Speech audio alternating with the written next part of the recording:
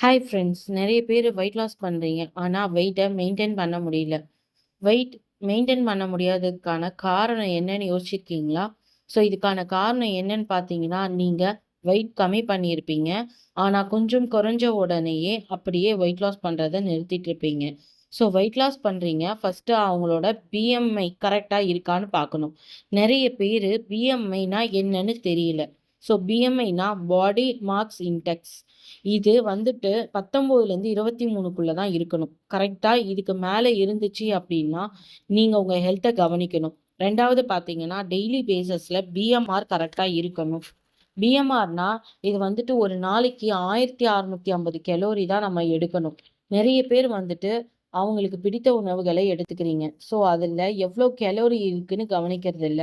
நம்ம முன்னாடியே சொன்ன மாதிரி, ஒரு நாளைக்கு 1650 கலோரி இருக்க வேண்டிய இடத்துல, நம்ம என்ன பண்றோம்னா, நம்மளுக்கு பிடித்த உணவுகளை pizza, cake, burger, junk foods அதிகமா எடுத்துக்கிறோம். அது மட்டும் இல்லாம அன்டைம் பிரியாணி நெறைய பேர் ஐடி கம்பெனில வேலை செய்றவங்க இந்த டைம்ல தான் சாப்பிடுறாங்க.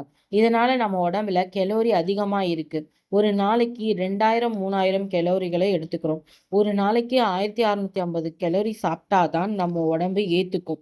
அதுக்கு மேல சாப்பிடும்போது உடம்புல ஃபேட்டும், வெயிட்டுமா ஆர்கன சுத்தி படியும். அதுக்கு நம்ம என்ன பண்ணணும்? டெய்லி பேசிஸ்ல 1 ஹவர் எக்ஸர்சைஸ் பண்ணணும். நம்ம 25,000 ஸ்டெப்ஸ் நடந்தா தான் 1 கேஜி வெயிட் ரெடியூஸ் ஆகும். அப்போ நீங்க எவ்வளோ ஸ்டெப்ஸ் நடக்க போறீங்க? 3வது பார்த்தீங்கன்னா, ஃபேட் நெறைய பேருக்கு நல்லதா, கெட்டதான்னு உங்களுக்கு தெரியல. உங்க யாருக்காச்சும் இத பத்தின டவுட் இருக்குன்னா, ஃபேட் வந்துட்டு பார்த்தீங்கன்னா, மென்னுக்கு 10லேருந்து 20க்குள்ள இருக்கணும். லேடீஸ்க்கு 20லேருந்து 30க்குள்ள இருக்கணும். நானுமே ஃபேட் கெட்டதுன்னு தான் நெனச்சுட்டு இருந்தேன். இத பத்தி தெரிஞ்சுக்கிறதுக்கு முன்னாடி. ஃபேட் வந்து பார்த்தீங்கன்னா, ரொம்ப நல்லது. அத நம்ம ஒமேகா 3 எடுக்கிறோமா, இல்ல 6 எடுக்கிறோமான்றது தான் பார்க்கணும். நெறைய பேர் ஒமேகா 3ன்னா ஒமேகா 3ன்றது வந்து நம்ம வந்து குழம்பா எடுத்துக்கிறது. அதுல மீன், சிக்கன் அதிகமா எடுத்துக்கலாம்.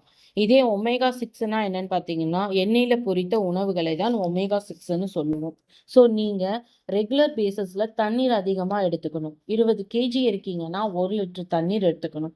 100 கேஜி இருக்கீங்கன்னா 5 லிட்டர் தண்ணீர் எடுத்துக்கணும். இந்த மாரி யூஸ்ஃபுல்லான இன்ஃபர்மேஷனுக்கு எங்க சேனல சப்ஸ்கிரைப் பண்ணிக்கங்க.